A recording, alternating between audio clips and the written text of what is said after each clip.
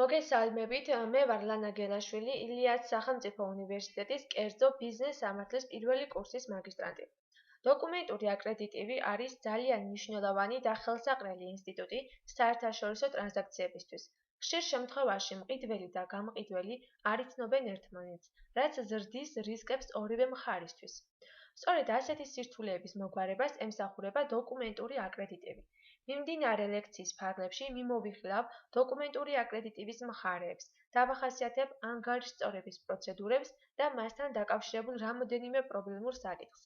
ასევე ყურადღებას გავამახვილებ იმ დადებით და უარყოფით მხარეებზე, რაც მას გააჩნია იმპორტიორისა და ექსპორტიორისთვის. და ბოლოს შევეხები განსხვავებას საბანკო გარანტიასა და აკრედიტივს შორის. თავდაპირველად განვსაზღვრავ თუ ვინ არიან დოკუმენტური აკრედიტივის მხარეები. დოკუმენტური აკრედიტივის მხარეებს ზოგადად წარმოადგენენ პირი, რომელიც ყიდულობს საქონელს ექსპორტიორისაგან, მას ეწოდება მყიდველი, იგივე იმპორტიორი, აპლიკანტი. მეორე ეს არის პირი, რომელიც ყიდის და უგზავნის საქონელს იმპორტიორს, მას ეწოდება ექსპორტიორი, იგივე ბენეფიციარი ან გამყიდველი. მესამე არის მყიდველის მომსახურე ბანკი, იგივე გამხსნელი ან ემიტენტი ბანკი. მეოთხე ეს არის ექსპორტიორის მომსახურე ბანკი, იგივე მოპასუხე ან საავიზო ბანკი. გარდა ამისა, მოცემულ ურთიერთობებში შეიძლება მონაწილეობდნენ დამადასტურებელი ბანკი, გადამცემი ბანკი და ასე შემდეგ. მათი არსებობა დამოკიდებულია აკრედიტივის კონკრეტულ სახეზე. ეხლა ვისაუბრებ იმ პროცედურებზე, რომელიც ახასიათებს აკრედიტივით ანგარიშწორებას. ეკონომიკური შინაარსით აკრედიტივი არის გადახდაზე ბანკის წერილობითი ვალდებულება, რომელსაც იგი მყიდველის დავალებით ექსპორტიორის სასარგებლოდ იღებს. აკრედიტივის გახსნით კი ცალმხრივად კი სრულობს ბანკი ფულად ვალდებულებას, რომ სპეციალური სახსრებიდან გადაუხდის ექსპორტიორს გადატვირთული საქონლის საზღაურს ან მოახდენს მისი გასაგზავნით ამასუქის აქცეპტირებას. თუ იგი სრულყოფილად წარუდგენს ბანკს, ძირითადი ხელშეკრულებით ნაკისრი ვალდებულებების შესრულების დამადასტურებელ დოკუმენტებს. იმისათვის, რომ აკრედიტივის ფორმით ანგარიშწორება მოხდეს, მხარეებმა შესაბამისი ხელშეკრულების გაფორმებისას ანგარიშწორების თავში უნდა მიუთითონ, რომ ანგარიშწორება ხორციელდება აკრედიტივის საშუალებით. თავად აკრედიტივის ანგარიშწორების პროცედურა მოიცავს შემდეგ საფეხურებს. პირველ რიგში ექსპორტიორსა და იმპორტიორს შორის ფორმდება ხელშეკრულება. იგი შეიძლება იყოს ნაწილობის, გადაზიდვის და ასევე სხვა სახის ხელშეკრულება, რომელშიც განისაზღვრება მიწოდებული საქონლისათვის ან გაწეული მომსახურეობისთვის ანგარიშწორების ფორმა. თუ ანგარიშწორება უნდა მოხდეს დოკუმენტური აკრედიტივის საფუძველზე, მხარეებმა უნდა განსაზღვრონ აკრედიტივის სახე, მისი შესრულების ვადა და ადგილი, უფლებამოსილი ბანკები და ასე შემდეგ. მომდევნო ეტაპზე კლიენტის, იგივე იმპორტიორის აპლიკანტის მოთხოვნის საფუძველზე, ბანკი ემიტენტი ხსნის აკრედიტივს. აკრედიტივის გახსნის შესახებ განცხადება უნდა შეიცავდეს ისეთ მონაცემებს, როგორიცაა რემიტენტის დასახელება და აკრედიტივის თანხა, მისი გამოყენების ადგილი და ფორმა, საქონელი, რომლის ანგარიშწორებისთვისაც გაიხსნა აკრედიტივი, დოკუმენტაცია, რომელიც უნდა წარედგინოს ბანკს, გადატვირთვის და დოკუმენტაციის წარმოდგენის ვადები. მესამე ეტაპზე აუცილებელია ექსპორტიორისათვის შეტყობინება, ანუ ავიზოს გაგზავნა აკრედიტივის გახსნის თაობაზე. ამასთან, ბანკი ემიტენტი ექსპორტიორს აკრედიტივს უგზავნის, ანუ შეტყობინებას აკრედიტივის შესახებ უგზავნის, როგორც წესი ექსპორტიორის მომსახურე ბანკის საშუალებით, რომელიც თავის მხრივ ახორციელებს შეტყობინების ოპერაციას.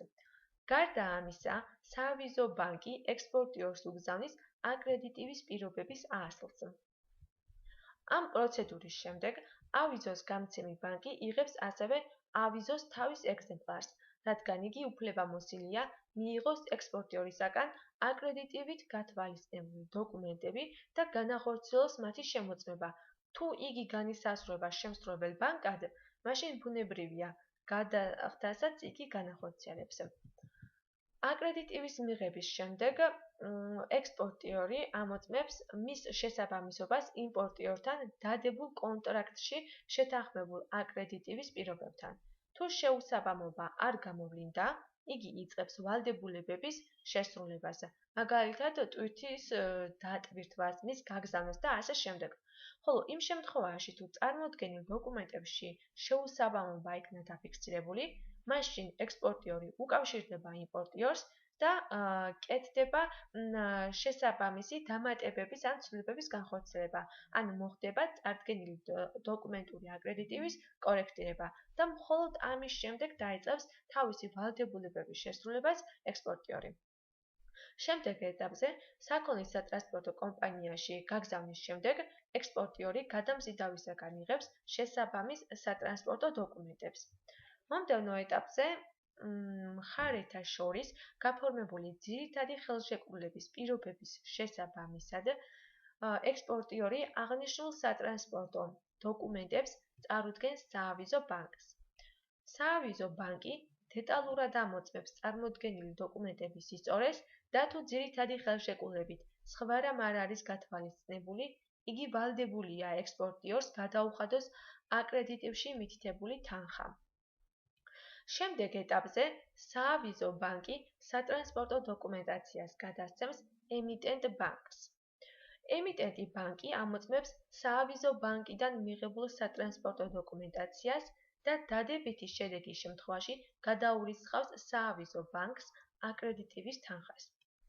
ემიტენტი ბანკი პარალელურად ახდენს აღნიშნული აკრედიტივის თანხის იმპორტიორის ანგარიშიდან გადახდევინებას. ემიტენტი ბანკი გადასცემს იმპორტიორს სატრანსპორტო გადაზიდვის დოკუმენტაციას, რის შემდეგაც აღნიშნულ დოკუმენტაციას იმპორტიორი წარუდგენს სატრანსპორტო კომპანიას. დადებითი შედეგის შემთხვევაში სატრანსპორტო კომპანია იმპორტიორს გადასცემს საქონელს. ეს იყო ის ძირითადი საფეხურები, რომლის გავლაც აუცილებელია დოკუმენტური აკრედიტივით ანგარიშწორებისას. როგორც აკრედიტივის ხელშეკრულების სამართლებრივი ანალიზიდან დავინახეთ, აკრედიტივის ერთ-ერთ მთავარ საკითხს გადაზიდვის შესაბამისი დოკუმენტაციის სწორად წარდგენა წარმოადგენს. სატრანსპორტო დოკუმენტაციაში იგულისხმება არა მარტო გადაზიდვის დამადასტურებელი დოკუმენტები, არამედ თავად საქონელთან დაკავშირებული სპეციალური კომერციული დოკუმენტები. საერთაშორისო ბიზნესში ამგვარ დოკუმენტებად მიიჩნევა სავაჭრო ანგარიშ ფაქტურები, სატრანსპორტო დოკუმენტები, სასაწყობო მოწმობები, სადაზღვევო პოლისი ტვირთის დაზღვევის შესახებ, საქონლის სერტიფიკატები.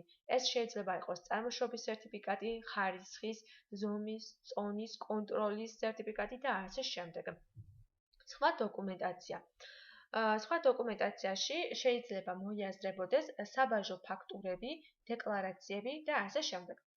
აკრედიტივის ხელშეკრულებაში სატრანსპორტო დოკუმენტაციის წარდგენის აუცილებლობის ასეთი მნიშვნელობის გამო უწოდეს საერთაშორისო ბიზნეს სამართალში მას დოკუმენტური აკრედიტივი. დოკუმენტური აკრედიტივით ანგარიშწორების პროცედურების საილუსტრაციოდ განვიხილავ ერთ მარტივ მაგალითს. მაგალითად, კომპანია X იყიდის მოწყობილობებს ალაბამაში, ხოლო კომპანია B აწარმოებს ამ მოწყობილობებს ლიტვაში. X-ს უნდა რომ შემოიტანოს კომპანია B-ს მიერ ნაწარმოები $100,000 ღირებულების მოწყობილობები, თუმცა B დაეჭვებულია იმაში, რომ X-ი შეძლებს მოწყობილობების ღირებულების სრულად ანაზღაურებას. ასეთ ვითარებაში კომპანია X-ი იღებს აკრედიტივს თავისი ბანკისაგან, რომელიც მდებარეობს ალაბამაში. აკრედიტივში მიეთითება, რომ კომპანია X-ი გადაიხდის $100,000 თქვათ 60 დღეში, თუმცა ამ ვალდებულებების შეუსრულებლობის შემთხვევაში აღნიშნულ გადახდას განახორციელებს თავად ბანკი. ამის შემდეგ ალაბამას ბანკი გაუგზავნის დოკუმენტურ აკრედიტივს კომპანია B-ს, რომელიც დაეთანხმება მას. ამის შემდეგ ის დატვირთავს მოწყობილობებს და ან გაუგზავნის იმპორტიორს.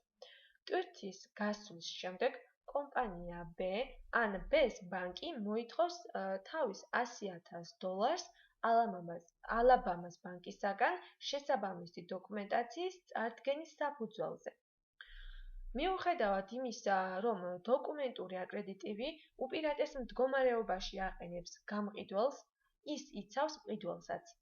რადგან ანაზღაურების მიღებისთვის კომპანია BEM ალაბამას ბანკს უნდა წარუდგინოს წერილობითი მტკიცებულებები მოწყობილობების დატვირთვის შესახებ. ექსპორტიორის მიერ წარდგენილი დამამტკიცებელი საბუთები შეიძლება იყოს კომერციული ინვოისი, კონოსამენტი, იგივე სატრანსპორტო ზედნადები და ასე შემდეგ. მას შემდეგ, რაც ბანკი გადაუხდის კომპანია B-ს შესაბამის თანხას, ამ კონკრეტულ შემთხვევაში $100,000, კომპანია X-ი ვალდებულია მოახდინოს უკუგადახდა, ანუ ბანკს გადაუხადოს კომპანია B-სთვის გადახდილი თანხა. ამ მომსახურების გაწევისთვის ბანკს აუცილებლად ესაჭიროება გარანტია, რომელიც მიღებული უნდა იქნეს იმპორტიორის მხრიდან. გარდა ზემო აღნიშნულისა, როგორც დავინახეთ, ბანკი აკრედიტივის ხელშეკრულებაში ფაქტობრივად ასრულებს შუამავლის როლს ანგარიშწორების განხორციელებაში იმპორტიორსა და ექსპორტიორს შორის. აღნიშნული მომსახურებაში კი რასაკვირველია ბანკები შესაბამის საკომისიოს იღებენ, ანუ სააკრედიტივო მომსახურება არის სასყიდლიანი. საქართველოში აკრედიტივის მომსახურებისთვის ემიტენტი ბანკის ფუნქციისა და საავიზო ბანკის ფუნქციის შესრულებისთვის საკომისიო განისაზღვრება აკრედიტივის თანხის დაახლოებით 0,1%-დან 0,5%-მდე. თუმცა აქვე უნდა აღვნიშნოთ, რომ შესაძლებელია დაწესებული იქნეს მინიმალური ზღვარიც. ეს რაც შეეხებოდა დოკუმენტური აკრედიტივით ანგარიშწორების პროცედურებს და მის საილუსტრაციო მაგალითს, ეხლა გადავალ და შევეხებით იმ რამოდენიმე პრობლემურ საკითხს, რომელიც თავს იჩენს ხოლმე დოკუმენტური აკრედიტივით ანგარიშწორების დროს. პირველი საკითხი ეხება შემდეგ რამეს, რომ რა შეიძლება გააკეთოს იმპორტიორმა, რომ დაისვიოს თავი იმ შემთხვევისთვის, თუ საქონლის ხარისხი და რაოდენობა არ შეესაბამება მხარეებს შორის შეთანხმებულს. ასეთ შემთხვევაში იმპორტიორს შეუძლია მოითხოვოს მესამე მხარის შესაბამისი დოკუმენტაცია. იმის შესახებ, რომ დოკუმენტურ აკრედიტივში გათვალისწინებული თვისებების მქონე საქონელი იქნება დატვირთული. ეს დოკუმენტები შეიძლება იყოს შემოწმების სერტიფიკატი, საქონლის ხარისხისა და ვარგისიანობის სერტიფიკატი და ასე შემდეგ. მეორე საკითხი შეეხება იმას, თუ რამდენად სწრაფად მიიღებს ექსპორტიორი გაგზავნილ აკრედიტივს. თავდაპირველად აკრედიტივის ფორმას იღებს საერთო სავაჭრო ფინანსური დაწესებულება, რომელიც აკრედიტივს ხსნის 24 საათში. თუ ის გაგზავნილია ინფორმაციის გადაცემის ბანკთა შორისი სისტემით, ექსპორტიორის ბანკი შეტყობინებას მიიღებს არაუგვიანეს იმავე ან მომდევნო საბანკო დღეს. იმპორტიორს უფლება აქვს ბანკისთვის გაგზავნილ ფორმაში მიუთითოს, რომ ექსპორტიორს აცნობონ აკრედიტივის გახსნის შესახებ ტელეფონით ან ფაქსით.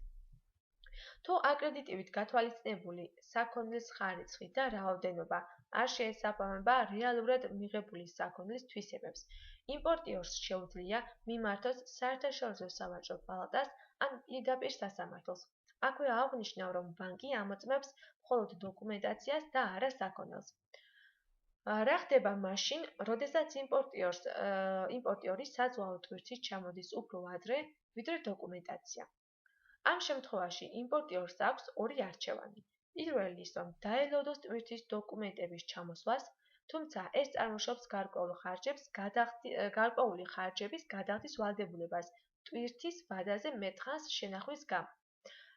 მეორე არჩევანი, რომელსაც უფრო ხშირად მიმართავენ იმპორტიორები, არის ტვირთის უზრუნველყოფის მიღება. ტვირთის უზრუნველყოფა არის საგარანტიო წერილი, რომელსაც გასცემს იმპორტიორის ბანკი. საგარანტიო წერილის საფუძველზე იმპორტიორს ესწრება შესაძლებლობა მიიღოს საქონელი ორიგინალი დოკუმენტების გარეშე. ეს რაც შეეხებოდა ანგარიშტორებასთან დაკავშირებულ პრობლემურ საკითხებს, ეხლა შევეხები დადებით და უარყოფით მხარეებს, რომელიც აქვს დოკუმენტური აკრედიტივით ანგარიშწორებას, როგორც იმპორტიორისთვის, ასევე ექსპორტიორისთვის. კერძოდ, ექსპორტიორისთვის დადებითად მიიჩნევენ ბანკიდან გადახდის ვალდებულების წარმოშობას, პარტნიორის გადახდის უნარობისა და კეთილსინდისიერების შემოწმებას. ექსპორტის ხელშეწყობას, ხოლო უარყოფითად მიიჩნევენ შედარებით მაღალ საბანკო ხარჯებს, გადაუხდელობის მაღალ რისკს აკრედიტივით დადგენილი დოკუმენტების არასრულყოფილად წარდგენის შემთხვევაში. იმპორტიორისთვის დადებით მხარედ მიიჩნევა უცხო ბაზარზე გამოყენების შესაძლებლობა, გადახდის გაიავლება, გამომდინარე იქიდან, რომ გადახდა ხდება მხოლოდ დოკუმენტების საფუძველზე, რითაც ხელშეკრულების პირობების შესრულება დასტურდება. უარყოფით მხარედ მიიჩნევა რისკი იმისა, რომ საქონელი დოკუმენტში მითითებულ ხარისხს არ შეესაბამება და შედარებით მაღალი საბანკო ხარჯები. აკრედიტივი არის ის ინსტრუმენტი, რომელსაც შეუძლია რისკების შემცირება. ის ფაქტიურად კლიენტის კრედიტს ანაცვლებს ბანკის კრედიტით და ხელს უწყობს საერთაშორისო ვაჭრობის განვითარებას. მნიშვნელოვანია აღვნიშნოთ, რომ დოკუმენტური აკრედიტივი განსხვავდება საბანკო გარანტიისაგან, მიუხედავად იმისა, რომ ორივე შემთხვევაში ბანკი იღებს ვალდებულებას, რომ დააკმაყოფილებს კრედიტორის მოთხოვნას საჭიროების შემთხვევაში. საბანკო გარანტიის შემთხვევაში გამყიდველის პრეტენზია მიმართულია ჯერ მყიდველის მიმართ, თუ მყიდველი არ შეასრულებს ვალდებულებას, მხოლოდ მაშინ წარედგინება იგი ბანკს. დოკუმენტური აკრედიტივის შემთხვევაში კი პირიქითაა. გამყიდველის პრეტენზია თავიდანვე წარედგინება ბანკს და არა მყიდველს. მიუხედავად იმისა, რომ შესაძლოა გამყიდველმა ორივე შემთხვევაში დაიკმაყოფილოს მოთხოვნა, დოკუმენტური აკრედიტივის სთავაზობს უფრო მყარ გარანტიას, ვიდრე საბანკო გარანტია. როგორც დავინახეთ, დოკუმენტური აკრედიტივით ანგარიშწორება არის ყველაზე უფრო იოლი, ხელსაყრელი და მოქნილი ფორმა, ამიტომ მიზანშეწონილია საერთაშორისო ტრანზაქციებში მხარებმა გამოიყენონ ანგარიშწორების სწორედ ეს ფორმა. სულ ეს იყო, რაც მინდოდა მეთქვა დღევანდელ ლექციაში. მადლობთ ყურადღებისთვის.